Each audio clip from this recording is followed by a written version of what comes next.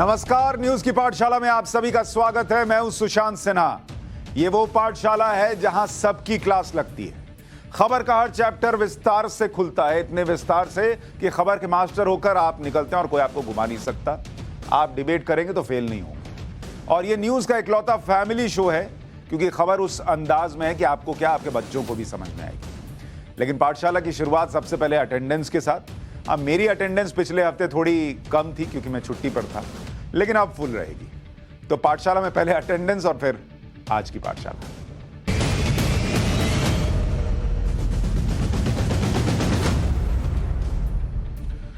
पाठशाला में आज आपके लिए लेकर आया हूं, महाराष्ट्र में क्या नया ट्विस्ट आने वाला है। अमित शाह को उद्धव ठाकरे क्या फोन करने वाले हैं, आपको यह बताऊंगा। उद्धव ठाकरे बीजेपी से समझौता करने के लिए तैयार हैं क्या, इस सवाल का जवाब भी ढूंढेंगे। उद्धव की मुसीबत में संजय राउत के योगदान का चैप्टर आपको दिखाऊंगा। शायर साहब आजकल जो कर रहे हैं उससे उद्धव ठाकरे की कितनी मुश्किलें वो बढ़ा रहे हैं, वो बताऊंगा। महाराष्ट्र में अगले 24 घंटे में क्या बड़ा होने वाला है, इसके बारे में बात होगी। इसके अलावा पाठशाला में 2024 से पहले यूपी में मुसलमानों ने बड़ा खेल कर दिया है क्या, आज इस पर भी बात करूंगा।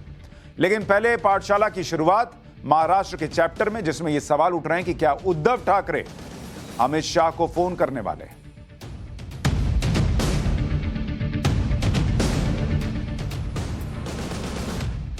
क्या महाराष्ट्र की राजनीति में नया ट्विस्ट आने वाला है? क्या उद्धव ठाकरे को अब अमित शाह को फोन करना पड़ेगा? भाई अमित शाह से ही बात करेंगे तब तो मामला सलटेगा। क्या बीजेपी से कॉम्प्रोमाइज करने के अलावा उद्धव ठाकरे के पास कोई रास्ता नहीं है और उद्धव ठाकरे ये करेंगे, कॉम्प्रोमाइज करेंगे, बीजेपी के साथ जाएंगे, सत्ता में बने रहेंगे? आज हम पाठशाला में इसके बारे में डिटेल से आपको बताने वाले हैं, क्योंकि महाराष्ट्र में कानूनी लड़ाई के पहले राउंड में उद्धव ठाकरे की हार हो चुकी है। मैं ये क्यों कह रहा हूं कि क्या उद्धव ठाकरे अमित शाह को फोन करेंगे, ये अभी थोड़ी देर में आपको बताऊंगा। लेकिन कानूनी लड़ाई के पहले राउंड में शिंदे गुट ने कैसे जीत दर्ज की, पहले उसकी बात करता हूं, फिर आऊंगा फोन कॉल पे। सुप्रीम कोर्ट में शिंदे गुट की जीत कैसे हुई, इसे दो बातों से समझ लीजिए। पहली बात तो यह कि शिंदे गुट के विधायकों की अयोग्यता पर डिप्टी स्पीकर 12 जुलाई शाम 5:30 बजे तक फैसला नहीं कर सकते। तो जो उद्धव ठाकरे ये सोच रहे थे कि डिप्टी स्पीकर को बोल दिया, ये सब अयोग्य हो गए, 16 तो ऐसे ही चले गए, खत्म हो गए, बाकी आएंगे, मुझसे नजरें मिलाएंगे, दिल में मोहब्बत जगेगी और फिर हम सरकार बचाएंगे, वो तो वैसे भी अभी लगता नहीं होगा। तो पहला फायदा, पहला राउंड जो है वो शिंदे कैंप की तरफ चला गया, अयोग्य तो वो नहीं हो रहे।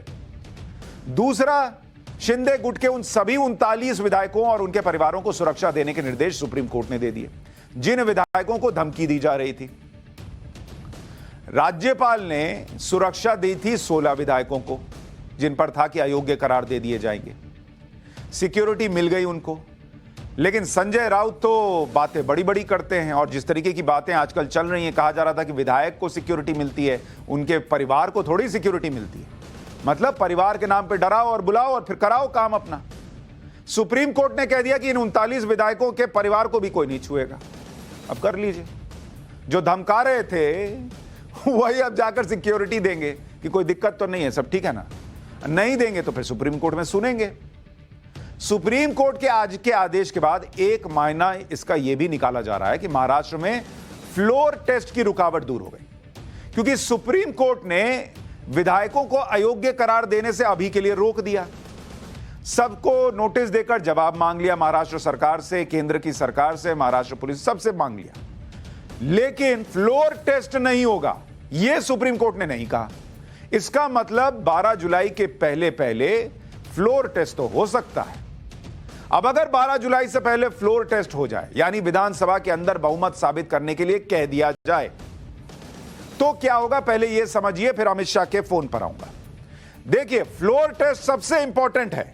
वहां शिंदे ग्रुप भले कह रहा हो हमारे पास नंबर है, यहां भले उद्धव ठाकरे कह रहे हो हमारे पास नंबर है, आदित्य ठाकरे कह रहे हो हमारे पास नंबर है, लेकिन सब कुछ तय होगा विधानसभा के फ्लोर पर, पटल पर। फ्लोर टेस्ट जिसको कहते हैं, जहां नंबर बताइए किसके पास कितना नंबर है, दिखाइए दिखाइए दिखाइए, वो वाला हिसाब चलता है। अगर शिंदे गुट जो है वो दावा कर रहा है कि उसके पास कितने विधायक हैं, 39 विधायक हैं, ये उनका दावा है, कि शिवसेना के 39 विधायक तो उनके साथ हैं, प्लस 9 वो कह रहे हैं कि निर्दलीय विधायक हमारे साथ हैं, तो ये हो गए 48, यानी 39 प्लस 9 इज इक्वल टू 48।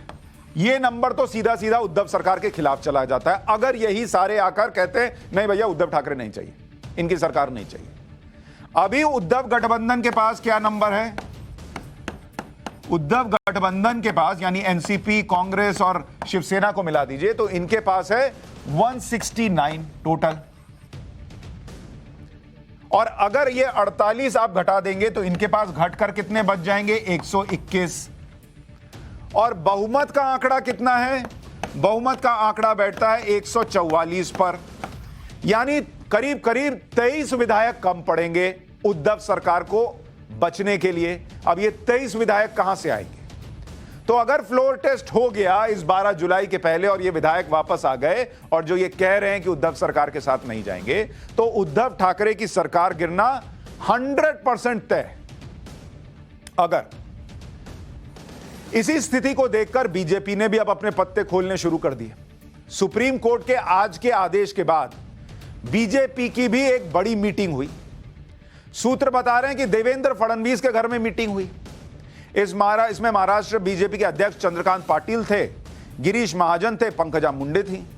सूत्र यह भी हमें बताने लग गए कि बीजेपी के पास 170 विधायकों का समर्थन है, 170।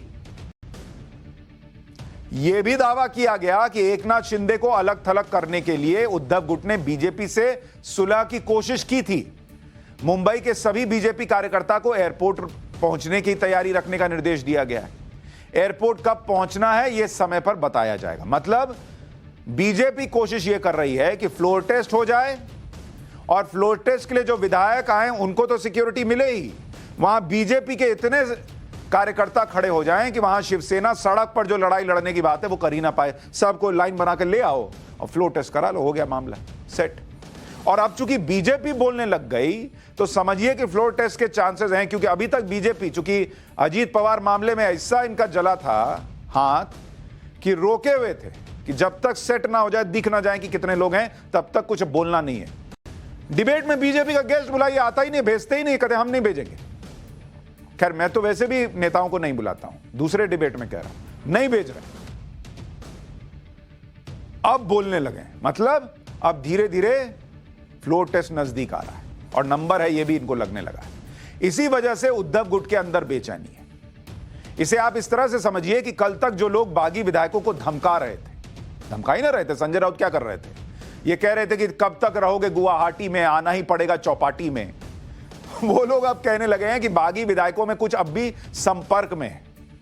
उद्धव ठाकरे के बेटे आदित्य ठाकरे ने आज दावा किया कि बागी विधायकों को गुवाहाटी में कैद करके रखा गया। अरे बॉस, कैद करके रखा गया है, 15 से 20 बागी विधायक कह रहे हैं कि उद्धव गुट के संपर्क में।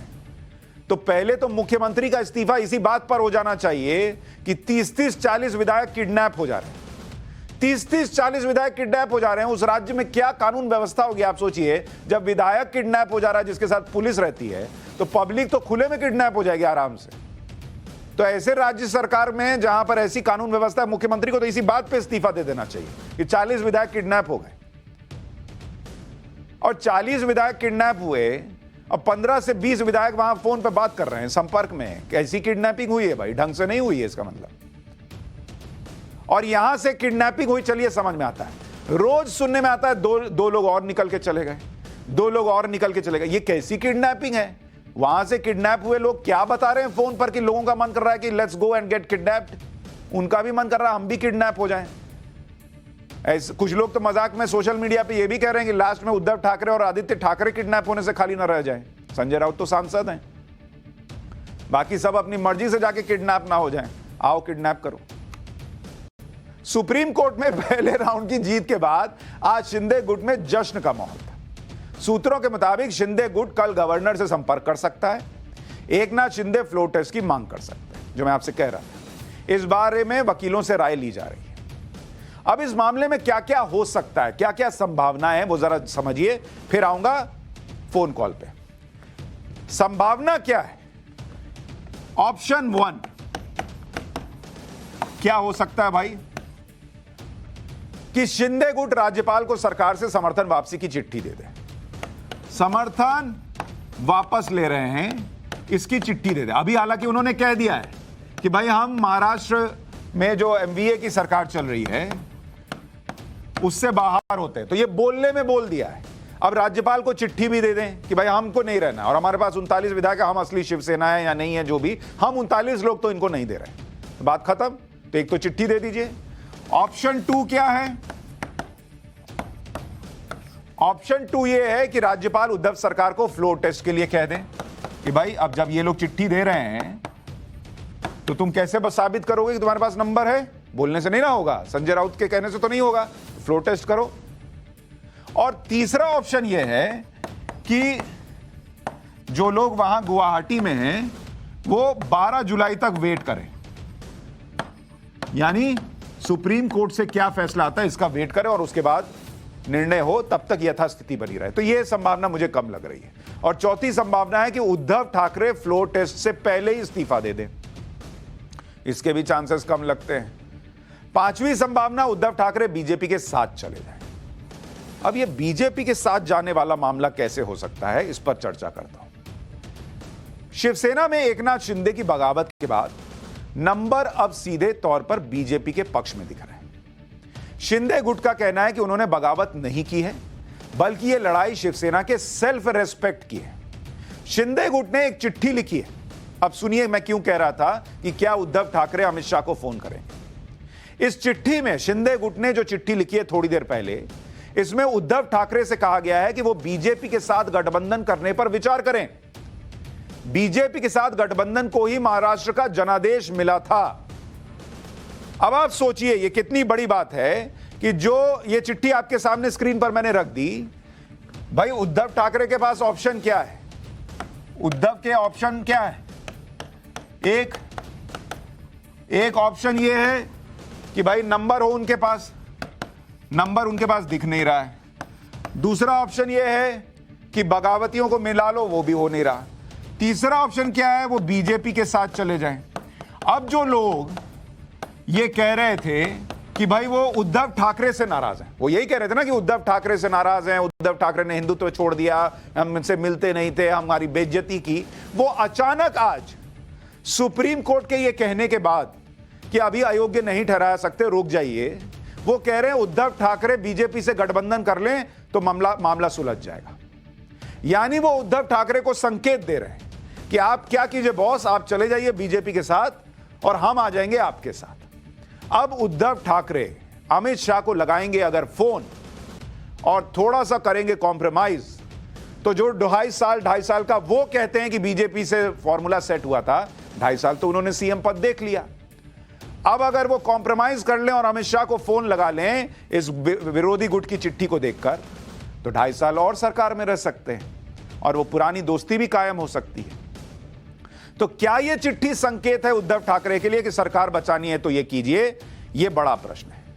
हमारे साथ शिवसेना के नेता किशोर तिवारी जुड़ रहे हैं, उनसे पूछते हैं। किशोर जी कैसे हैं आप नहीं गए गुवाहाटी? अरे भाई मुझे लोग चुन के नहीं देते। मैं एमएलए होता तो 50 करोड़ में तो मैं भी चला जाता, क्योंकि कौन जाए? जो गए हैं 50 करोड़ में गए हैं क्या? अरे क्या बताए, ऐसे हो रहा कि उद्धव जी का दिल्ली है कि जिनको जिनको उन्होंने विश्वास दिलाया और जिनको जिनको बड़ा किया वो सारे चले गए। अब अरे तो आप कह रहे हैं 50 करोड़ में आप भी चले जाते तो क्या दिक्कत थी? आपको भी इतना कुछ दिया, आप 50 करोड़ में चले जाते तो वो भी चले गए। ये तो शिवसेना का लग रहा है डीएनए हो गया, 50 करोड़ में चले गए। अरे सुशांत सिन्हा एक बात समझो, एक तो बुनियादी तौर पे ये गठबंधन में काम नहीं हो रहे थे, ये बात तो ठीक है। हाँ। दूसरा उद्धव जी का क्या हुआ कि 2.5 साल कोरोना के गए और उनकी बीमारी के गए, तो उद्धव जी का संपर्क टूट गया था और अलायंस का संपर्क ज्यादा हो गया था। तो मैं ये बात करूंगा कि जो बागी लोग हैं उनके तकलीफों का कारण कुछ तो जायज भी है। मतलब आप कह रहे हैं ये 2.5 साल में उद्धव ठाकरे मुख्यमंत्री की कुर्सी पर रहे, लेकिन सरकार जो है वो एनसीपी कांग्रेस ने ज्यादा चलाई? नहीं, कांग्रेस भी बेचारी परेशानी में थी। मतलब लेकिन शरद लोग पवार कहते ने हैं चलाई? नहीं, ऐसा देखो, मैं अजीत पवार जी के बारे में ये बोलते हैं, लेकिन अजीत पवार जी सुबह 6 बजे से रात को 10 बजे तक काम करते हैं और उनकी अवेलेबिलिटी बहुत ज्यादा है। तो मतलब आप कह रहे हैं उद्धव ठाकरे बीमार थे, कोरोना का संकट था, इसलिए स्यूडो सीएम जिसको कहते हैं वो अजीत पवार थे, वो सरकार चला रहे थे एक तरीके से? नहीं, क्या हुआ कि कुछ बातें हुई जो लोगों को नागवार गुजरी और कुछ लोगों को एक परेशानी थी। देखो सुशांत सिन्हा क्या है, एनसीपी के ही वो एरिया से आते हैं और उनके एरिया में एनसीपी उनका प्रमुख विरोधी है। तो क्या होगा कि अभी जो स्थानीय इकाई के चुनाव या फिर से लोक विधानसभा में जाएंगे तो उनके खिलाफ लड़ना पड़ेगा। तो ये द्वंद्व की राजनीति थी। तो उन्होंने सोचा कि परेशानियां बहुत रहेगी, तो इनमें से कई लोगों ने बहुत बार कहा कि हमको बीजेपी के साथ जाना चाहिए। दूसरा एक बहुत बड़ा था सुशांत की ईडी की इंक्वायरी बहुत निकाल रहे, यानी जैसे संजय राउत ने शादी कर दी तो शादी में टेंट वाले का बिल ला रहे, ये ला रहे, वो ला रहे, ढूंढ के निकाल रहे थे। पर संजय राउत तो गुवाहाटी नहीं गए ना। ईडी से क्यों डरते हैं आप लोग? आप तो नहीं डरते, मैं तो नहीं डरता ईडी से। ये शिवसैनी क्यों डरते हैं? अरे मैं बताऊं क्या, जेल में डाल देते और ऐसे कौन डाल देगा सर जेल में? अरे नहीं, क्या है, तुमने जो घर लिया था उसका हिसाब भी रखेंगे तो कहां से लाई संपत्ति? तुमने लिया होगा 25 लाख में, आज हो गया होगा 2 करोड़ का, तो 2 करोड़ का मकान है। अरे भाई, अरे पर तो मेरे पास रजिस्ट्री का पेपर ना है सर, ऐसे कैसे किसी को उठा के डाल देंगे? अरे मेरी बात तो सुनो। हाँ। ईमानदारी IRS अफसर को जाके पूछो कि किस तरीके से इनकम टैक्स और ईडी का दुरुपयोग होता है। बड़े बड़े लोगों को चुप करा देते हैं। क्या है, जेल तो जेल है और न्याय व्यवस्था तो कैसी होगी आप भी जानते हैं। तो ये सब चीजें अभी है ना। अच्छा मुझे ये बताइए कि अब उन्होंने चिट्ठी लिख दी है कि भाई उद्धव सरकार जो है या उद्धव ठाकरे जो हैं वो बीजेपी के साथ चले जाएं, मामला सेट हो जाएगा। क्या उद्धव ठाकरे अमित शाह को फोन लगाएंगे? नहीं, ये देखो मैं अभी बताता हूं। जब पार्टी जो लोग आ रहे थे और इतने सीनियर लोग चले गए तो आत्मचिंतन तो होना चाहिए, लेकिन बगावत करने का तरीका बहुत खिलाफ था। और इस प्रकार सूरत जाना, गुवाहाटी जाना, फिर गुवाहाटी से सोशल मीडिया से कांटेक्ट करना, इससे अच्छा ये लोग कल ही आ जाए और उद्धव जी से बात करें और मामला सुलझ जाए। तो मुझे ये बताइए, एक बात बताइए सर, जब अभी एक किसान आंदोलन चल रहा था और शिवसेना भी एक तरीके से उधर ही थी, कह रही थी कि नरेंद्र मोदी जाके क्यों नहीं बात कर लेते हैं, तो उद्धव ठाकरे चले जाएं गुवाहाटी, आदित्य ठाकरे चले जाएं गुवाहाटी, उनको किसने रोका है? वो बात है, वो काजीरंगा भी घूम के आ सकते और मिल भी लेते। तो वहां तो कम से कम शेर दिख ही जाता काजीरंगा में, यहां तो दिख नहीं रहा है। हाथी मैं बता रहा हूं तुम्हें।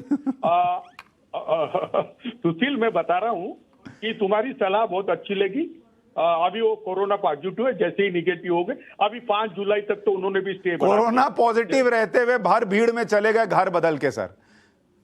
अरे क्या करे, व्यथित हो गए थे। अपने वाले ही छोड़ के चले जाए ना। हाँ। तुम्हें भी मालूम पड़ेगा, दर्द ही होता है।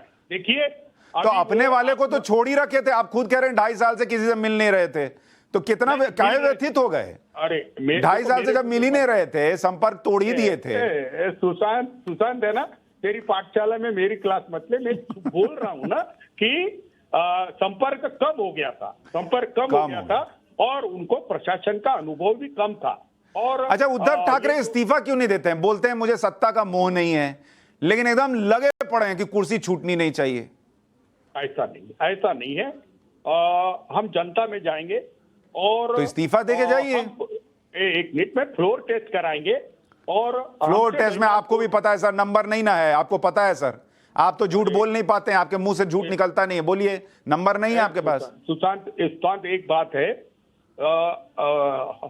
बीजेपी के चार्टर प्लेन से जा रहे, बीजेपी के इस पे ऐश कर रहे, लेकिन एक भी नेता ऐसा नहीं है जो कह रहा है कि उद्धव ठाकरे मेरा नेता नहीं। अच्छा एक बात बताइए, अभी बोल रहे हैं आप ईडी के डर से चले गए, आप कह रहे हैं बीजेपी के पैसे पे ऐश कर रहे हैं, ईडी से डर के गए हैं कि ऐश करने गए हैं? बताइए।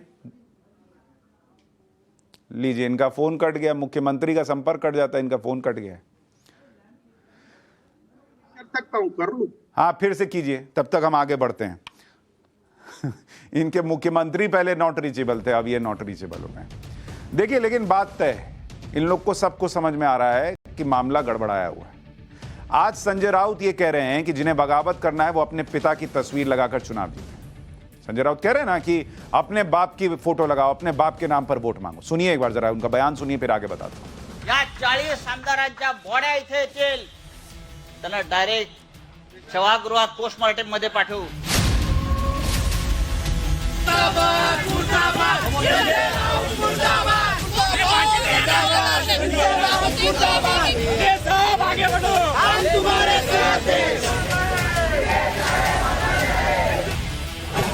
कैसे कैसे लोग अपना बाप बदल लेते हैं, बेईमान होते हैं, पार्टी में खाते हैं पीते हैं, बड़े हो जाए और अपना बाप बदल लेते हैं।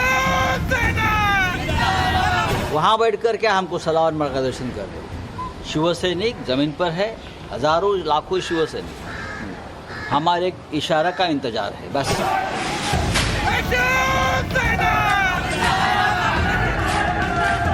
चाहे कितने भी लोगों को आप खरीद लो, दबाव डालो, लेकिन कानून की लड़ाई, कागज की लड़ाई और सड़क की लड़ाई, दोनों में हम जीत जाएंगे।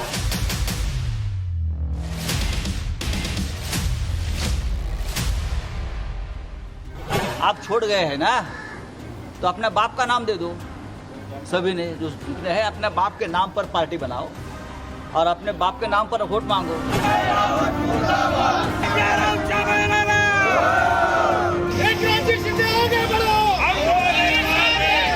अगर वोट मांगते हैं तो अपने खुद के बाप के नाम पर मांगे।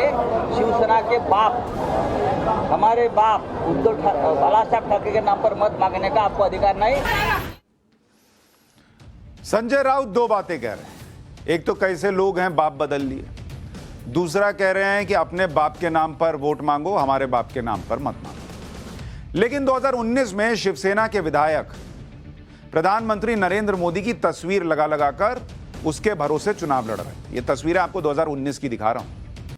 महाराष्ट्र चुनाव बीजेपी और शिवसेना ने मिलकर लड़ा। बीजेपी 105 सीटें जीती, शिवसेना 56 जीती।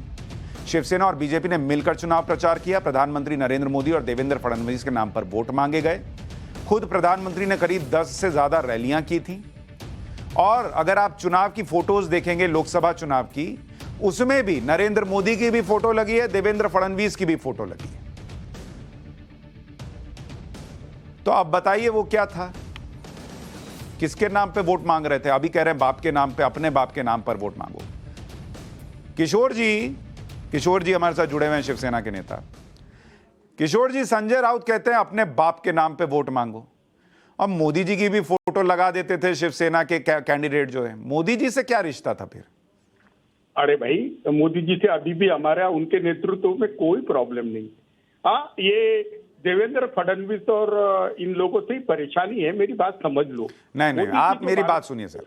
वो कह रहे हैं अपने बाप के नाम पे वोट मांगो। भाई जब आप हैं, भाई बाला साहब ठाकरे उनके अकेले के तो है नहीं, शिंदे साहब के भी हैं, बाकी शिव सैनिकों के भी हैं जो उधर गए हुए हैं। तो उन्होंने उनको अपना बना लिया, कह रहे अपने बाप के नाम पर मांगो। तो नरेंद्र मोदी के नाम पे क्यों मांग रहे थे खुद? अरे ये देखो, वो मोदी जी और बाला साहब दोनों के वोट है, कंबाइंड वोट है। अभी भी मोदी जी कभी नहीं चाहेंगे कि कोई स्पिंटर ग्रुप से वो करे, वो उद्धव जी के साथ ही रहेंगे। अभी मैं आपको बता रहा हूं, ये हमारा अंतर्गत मामला है।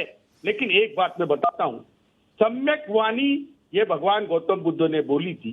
सम्यक वाणी के वजह से बहुत मतभेद हो जाते लोगों को। तो ये संजय राउत को समझाइए, उनको गौतम बुद्ध में विश्वास ही नहीं है। उनकी वाणी ऐसी है, कह रहे हैं कि देखिए इन्होंने बाप बदल लिया। सोशल मीडिया पे लोग पूछ रहे हैं कि इन्होंने जो बीजेपी को छोड़कर एनसीपी और कांग्रेस का हाथ थामा, वो क्या था फिर? एक मिनट में बात कर लूं। देखो सुशांत, क्या है, ये तुम्हारे मीडिया वाले है ना, दिन भर कैमरा लेके उनके पीछे पड़े रहते और उनको है ना प्रोवोक करते। वो एक पत्रकार है, वो पत्रकार का है, उनके मन में कुछ नहीं रहता।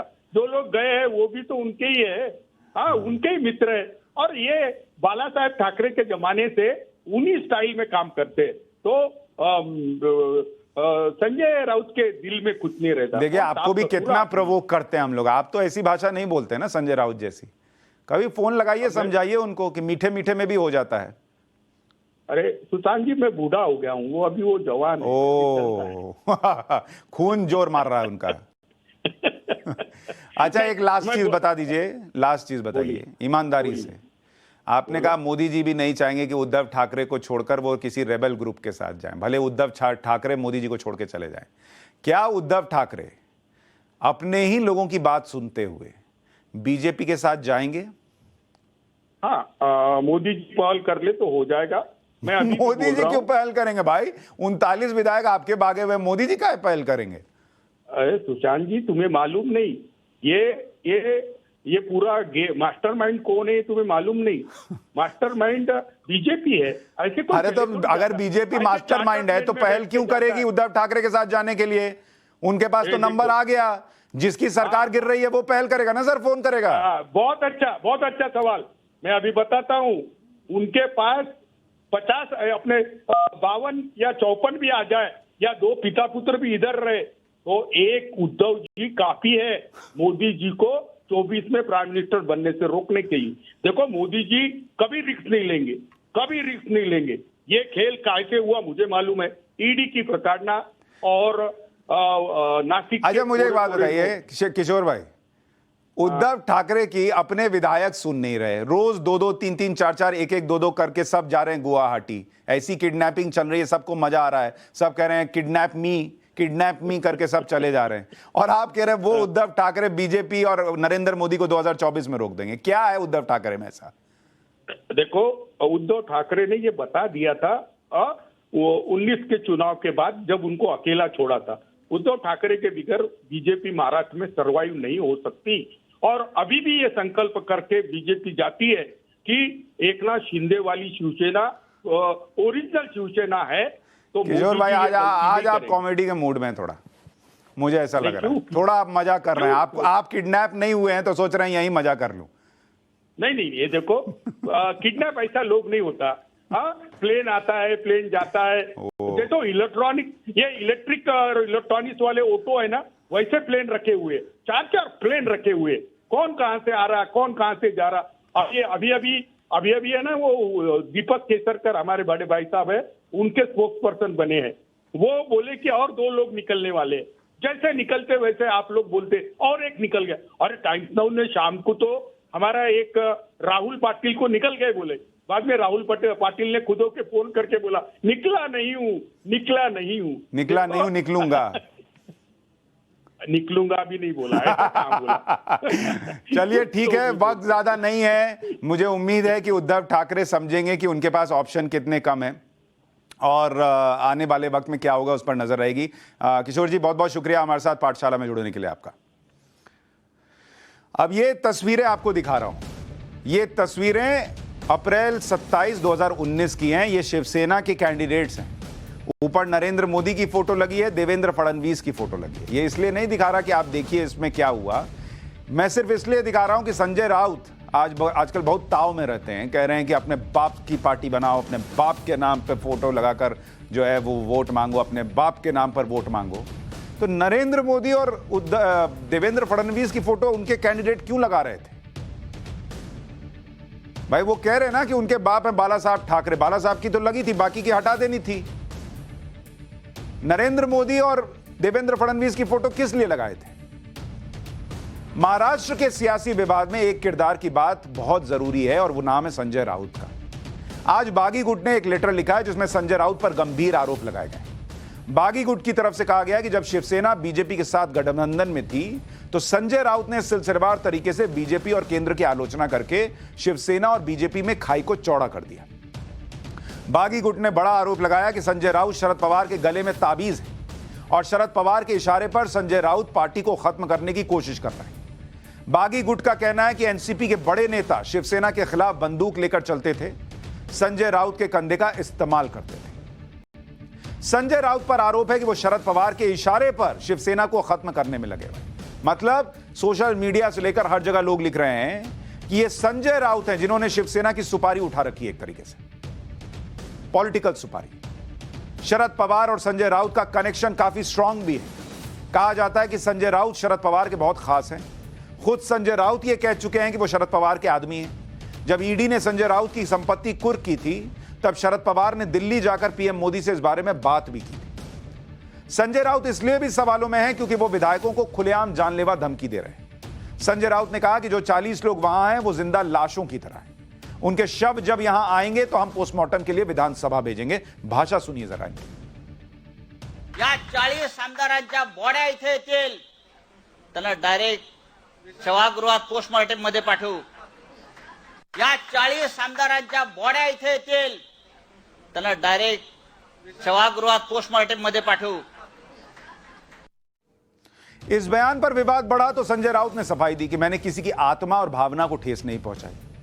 संजय राउत तर्क देने लगे कि उन्होंने राम मनोहर लोहिया के शब्दों को कोट किया था। लेकिन जब मामला इतना बिगड़ा हुआ है, तब संजय राउत ऐसी बातें करके क्या और मामले को बुरा कर रहे हैं, बिगाड़ रहे हैं? इससे पहले संजय राउत ने ट्वीट कर भी बागी विधायकों को धमकी दी कि कब तक छिपोगे, गुवाहाटी में आना ही पड़ेगा चौपाटी में। संजय राउत लगातार बागी विधायकों को धमका रहे हैं। 24 जून को संजय राउत ने कहा था कि जरूरत पड़ी तो शिव सैनिक सड़कों पर आ जाएंगे। इसके बाद महाराष्ट्र में बागी विधायकों के दफ्तरों पर तोड़फोड़ की खबर आई।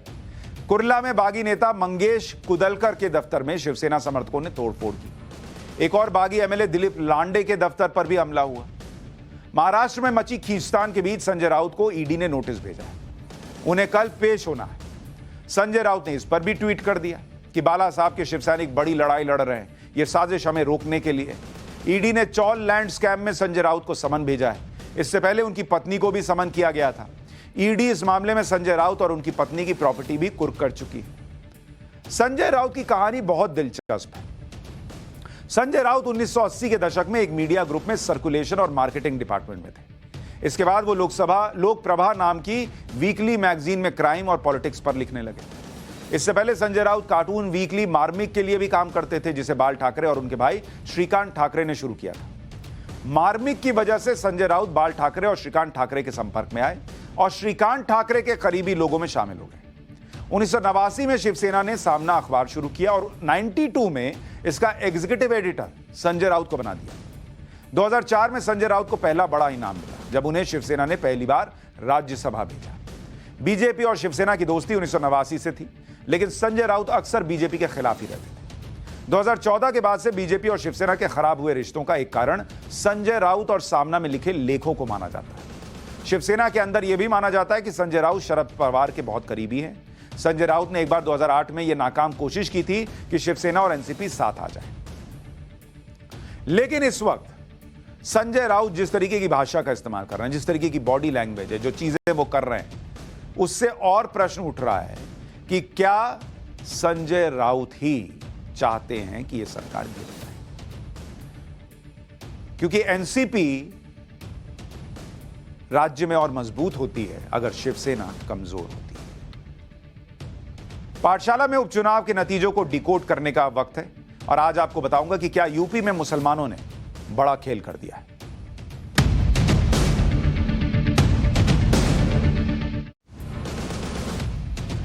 उत्तर प्रदेश में रामपुर और आजमगढ़ लोकसभा उपचुनाव के नतीजे आए। चुनाव बीजेपी ने जीत लिया और रामपुर और आजमगढ़ जो सपा का गढ़ रहा है, वहां बीजेपी जीत जाएगी, ये तो खुद उन्होंने भी नहीं सोचा होगा। ये दोनों सीटें समाजवादी पार्टी के पास थी और दोनों सीटों पर मुस्लिम वोटर सबसे अहम है। अब 2024 के लिहाज से ये जो नतीजे आए, ये क्या कहते हैं, ये आपको समझना पड़ेगा। बड़ा फेरबदल दिख रहा है यूपी में। सबसे पहले मैं आपको आजमगढ़ उपचुनाव की तस्वीर दिखाता हूं और यहां के आंकड़े आपको देखने चाहिए कि आजमगढ़, जहां से कभी अखिलेश यादव चुनाव जीते थे और संसद गए थे, इस बार उन्होंने वहां से इस्तीफा दे दिया, इसलिए उपचुनाव हो रहा है। 2019 का अगर आप आंकड़ा देखिएगा, 2019, तो यहां पर समाजवादी पार्टी को 2019 में 6,21,578 वोट मिले थे। यह 2019 का बता रहा हूं। और बीजेपी को कितने वोट मिले थे? बीजेपी को मिले थे 3,61,704 वोट। इस बार चूंकि समाजवादी पार्टी और बीएसपी मिलकर चुनाव लड़ रहे थे 2019 में, इसलिए बीएसपी का कैंडिडेट नहीं था। अब इस सीट पर जब अखिलेश यादव को 2019 में 6,21,000 वोट मिले, उन्होंने इस्तीफा दे दिया अभी विधानसभा चुनाव के बाद, तो उपचुनाव हुआ। अब 2022 में क्या हुआ यह आपको देखना चाहिए आंकड़ों के लिहाज से। 2022 में समाजवादी पार्टी के जो वोट है वो सीधा 6 लाख से गिरकर 3,04,089 वोट पर आ गए। आप देख रहे हैं सीधे लगभग आधे वोट हो गए। और बीजेपी का वोट जो है वो भी घटा है, ऐसा नहीं कि बीजेपी का वोट नहीं घटा है। बीजेपी को वोट मिले 3,12,768 वोट। तो अगर आप बीजेपी का देखिएगा तो बहुत बड़ा नुकसान नहीं है, लेकिन नुकसान उनको भी हुआ है। लेकिन समाजवादी पार्टी सीधा 6 लाख से 3 लाख पर आ गई। अब ये वोट कहां गया? ये वोट गया, एक नई एंट्री होती है बीएसपी की, जो इस बार 2022 में उपचुनाव में लड़ रही है, और बीएसपी को मिलता है 2,66,210 वोट, जो अपने आप में मैसिव है। अगर आप देखेंगे कि बीएसपी के वोट में और समाजवादी पार्टी के वोट में बहुत बड़ा अंतर नहीं है। बीएसपी को आप वोट कटुआ मान सकते थे अगर वो 40, 50, 60 हजार वोट लाती और आप कहते अरे 40, 50 हजार के अंतर से बीजेपी जीत गई। इन्होंने सपा का वोट काट दिया। लेकिन जो 2,66,210 वोट ला रहा है वो वोट कटुआ नहीं होता, वो कंटेंडर है बॉस। बीएसपी ने आजमगढ़ में बड़ा खेल किया है, और मैं आपको इसको और कुछ आंकड़ों से समझाता हूं कि बीएसपी ने आजमगढ़ में क्या किया। आपको इसको बहुत गहराई से समझना होगा। आजमगढ़ जिले में 10 विधानसभा सीटें हैं, लेकिन आजमगढ़ लोकसभा सीट में जिले की सिर्फ 5 सीटें आती हैं। इन 5 सीट पर 2022 के विधानसभा चुनाव में किसको कितने वोट मिले जरा वो देखिए, गहराई से आपको पता चलेगा। गोपालपुर समाजवादी पार्टी को 84,000 वोट मिले, करीब 84,500, बीजेपी को 60,000 और बीएसपी को यहां 45,000 वोट मिला। सगड़ी में समाजवादी पार्टी को 83,000 के करीब वोट मिले, बीजेपी को 60,578 और बीएसपी को 41,000। मुबारकपुर में समाजवादी पार्टी को 80,726 वोट मिले, बीजेपी को 51,623 और बीएसपी को 48,734। ये आपको जो विधानसभा चुनाव हुए हैं मार्च में, उसका बता रहा हूं आपको कि विधानसभा चुनाव में किसको कितने वोट मिले थे। आजमगढ़ में समाजवादी पार्टी को 1 लाख वोट, बीजेपी को 84,000, बीएसपी को 39,000। मेहनगर में समाजवादी पार्टी को 86,960 वोट, बीजेपी को 72,811 वोट और बीएसपी को 50,000 के करीब वोट मिले। अब आप देखिए कि अभी जब ये फरवरी मार्च में चुनाव खत्म हुए यूपी के, तो इसी आजमगढ़ में जो 5 विधानसभा सीटें लोकसभा में आती हैं, उन विधानसभाओं में समाजवादी पार्टी बम्पर परफॉर्म कर रही थी, बीएसपी लगभग आधे पर थी। अब अगर इन 5 विधानसभा के वोट जोड़ लें और उसके हिसाब से लोकसभा उपचुनाव के नतीजे को देखें, अगर यही कन्वर्ट होता है लोकसभा में, तो विधानसभा चुनाव के हिसाब से समाजवादी पार्टी को कितने वोट मिले थे? 4,35,993। और अभी जो उपचुनाव हुए इसमें सोचिए 4,35,000 से ये घट गए, 3,04,000 पर आ गए, तो 1,31,000 तो इनका वोट घट गया। बीजेपी 3,29,823 वोट पाती, बीजेपी का भी वोट थोड़ा सा घट गया। ये बीजेपी का है, दोनों तरफ सपा लिखा है, 3,04,000 वाला बीजेपी पढ़िए। और बीएसपी जो है वो ये बीजेपी का आपको दिखा रहा हूं, 3,29,000 से 3,12,000 हो गई है विधानसभा चुनाव से कंपेयर करने पर। बीएसपी का देखिए, बीएसपी इकलौती पार्टी है इस उपचुनाव में जिसके आजमगढ़ के विधानसभा चुनाव के नतीजे और लोकसभा उपचुनाव के नतीजों में वोट बढ़ गया, 2,24,405 से 2,66,210 हो गए।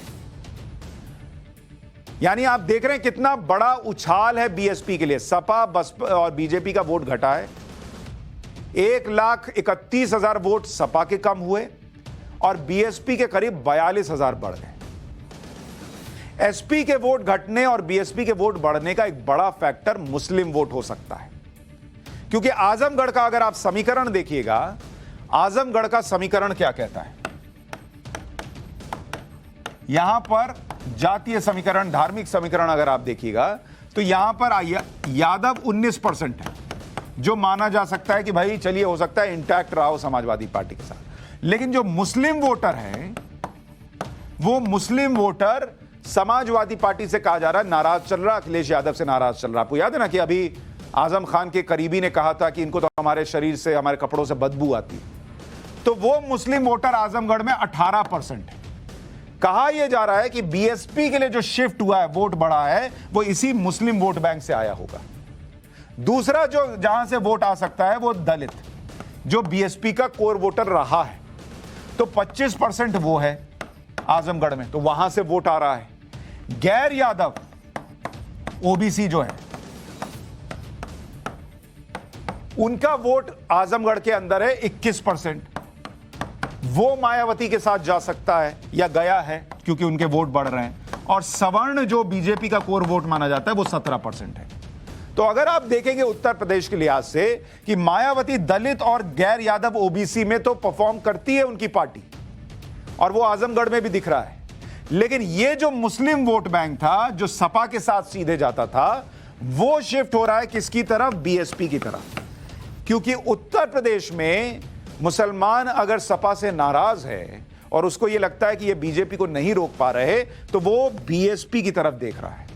और अगर ये होता है तो हो सकता है, संभावना बन सकती है कि 2024 में आजमगढ़ का मॉडल यूपी में कुछ और जगहों पर देखने को भी मिल जाए। ये नहीं कह रहा हूं कि यही हो ही जाएगा, लेकिन इसकी संभावना एक तरीके से दिखने लगी है। अगर आजमगढ़ मॉडल 2024 में भी चल गया तो अखिलेश यादव बहुत कमजोर हो जाएंगे और उनके मुकाबले मायावती बहुत शक्तिशाली। अगर मायावती मुस्लिम वोटों को तोड़ने में और अपने पाले में लाने में कामयाब रही तो अखिलेश यादव का MY फैक्टर टूट जाएगा। यूपी में मुस्लिम और दलित वोटों की ताकत आपको बता देता हूं। 19 से 20% मुस्लिम वोटर हैं, 20 से 21% दलित वोटर हैं, और 2022 के चुनाव में समाजवादी पार्टी को 70% मुसलमानों ने वोट किया था और 83% यादवों के वोट मिले। अब अगर ये 70% मुस्लिम वोट निकला तो सपा तो कमजोर होगी, बीएसपी की तरफ गया तो बीएसपी तो मजबूत होगी। लेकिन अगर एक तरफा शिफ्ट हुआ और बीएसपी का अपना कोर वोट अगर वो आने वाले 1-2 साल में जगह पाई, तो मायावती कुछ जगहों पर कम से कम बीजेपी को टक्कर दे पाई। आजमगढ़ की तरह ही रामपुर में भी समाजवादी पार्टी हार गई। रामपुर की सीट आजम खान की सीट रही है और आजम खान इस वक्त जेल से बाहर है। इसके बावजूद रामपुर की सीट समाजवादी पार्टी नहीं बचा पाई।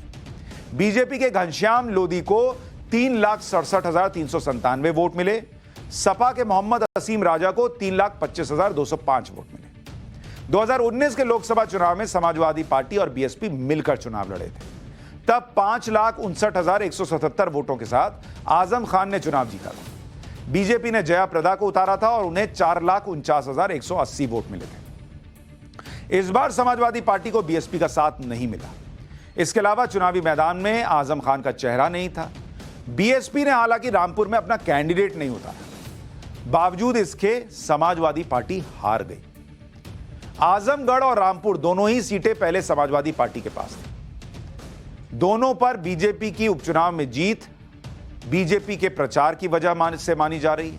अखिलेश यादव प्रचार से दूर रहे, इसकी भी वजह देखी जा रही है कि वो प्रचार में ज्यादा गए नहीं। लोकसभा उपचुनाव के एक और नतीजे ने भी चौंकाया है। लेकिन यूपी के लिहाज से जरूर इतना कहूंगा कि अगर अभी बहुत लोग सोचते हैं कि मायावती वोट काटती है तो बीजेपी का फायदा होता है, अगर ये ट्रेंड चला तो सपा और कांग्रेस सब बाहर हो जाएंगे, बीएसपी वर्सेस बीजेपी भी बन सकता है, इसकी संभावना हो सकती है। लेकिन मैं बात कर रहा था कि एक और नतीजा उपचुनाव का जिसने चौंकाया, पंजाब के सीएम भगवंत सिंह मान के इस्तीफे के खाली हुई संगरूर सीट पर आम आदमी पार्टी हार गई। इस सीट पर शिरोमणि अकाली दल अमृतसर के प्रमुख सिमरनजीत सिंह मान ने जीत दर्ज की। सिमरनजीत सिंह को 35.61% वोट शेयर के साथ 2,53,154 वोट मिले। आम आदमी पार्टी के गुरमेल सिंह को 34.79% वोट शेयर के साथ 2,47,332 वोट मिले। आम आदमी पार्टी के लिए संगरूर की हार इसलिए बड़ी है क्योंकि संगरूर सीट से 2 बार भगवंत मान सांसद रह चुके हैं। संगरूर सीट आम आदमी पार्टी की इकलौती लोकसभा सीट थी। 3 महीने पहले ही विधानसभा चुनाव में शानदार जीत के बावजूद उपचुनाव में हार हुई और विधानसभा चुनाव में संगरूर की सभी 9 विधानसभा सीटें आम आदमी पार्टी ने जीती थी। सिमरनजीत सिंह कौन है यह आपको जानना चाहिए। 77 साल के सिमरनजीत सिंह मान आईपीएस रह चुके हैं।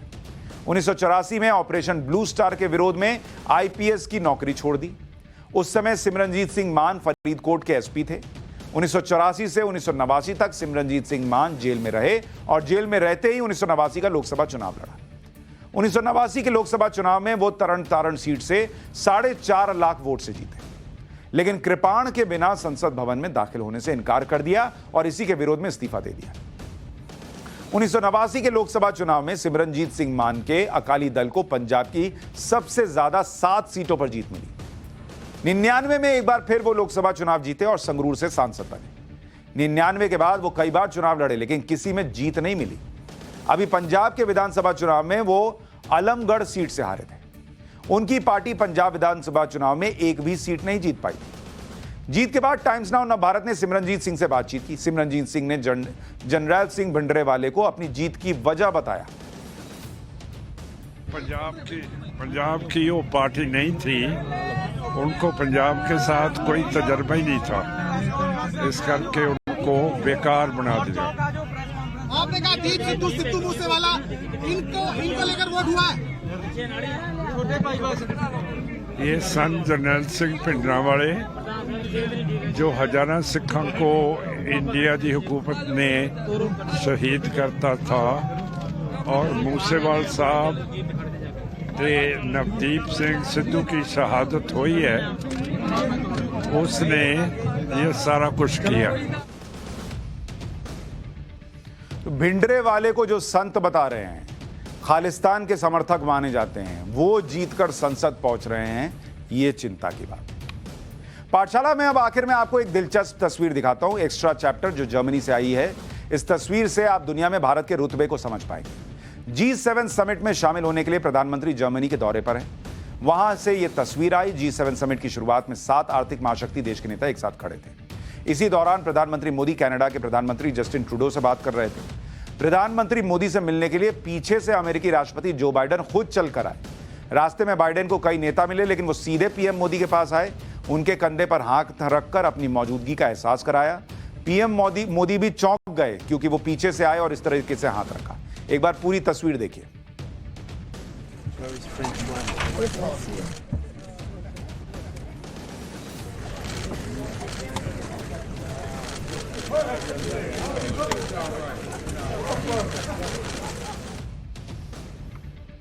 पीएम मोदी तो वैसे फिर भी कम चौंके, उनके विरोधी आज ज्यादा चौंक गए होंगे ये तस्वीर देख। पाठशाला में आज के लिए इतना ही।